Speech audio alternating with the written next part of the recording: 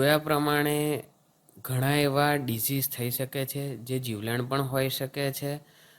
ગંદા પાણીમાં શાકભાજી ધોવાથી ફર્સ્ટ ઓફ ઓલ તો બેક્ટેરિયલ ઇન્ફેક્શન થાય. બેક્ટેરિયલમાં ઇકોલાઈ, સાલ્મોનેલા, ટાઇફી જેવા ઘણા બેક્ટેરિયાઓ રહેલા હોય છે કન્ટામિનેટેડ વોટરમાં.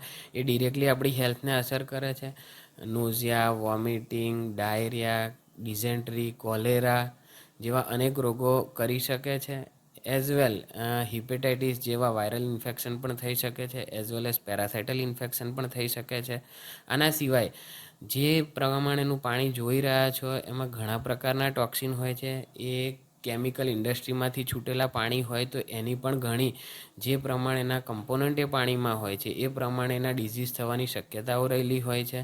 પ્લસ આ જે છે એ જે પ્રમાણેનું પાણી એ ફૂડમાં જશે તો ફૂડનો ટેસ્ટ પણ બદલાશે. એના લીધે પણ બીજા ઘણા એવા ઇસ્યુઝ થઈ શકે છે.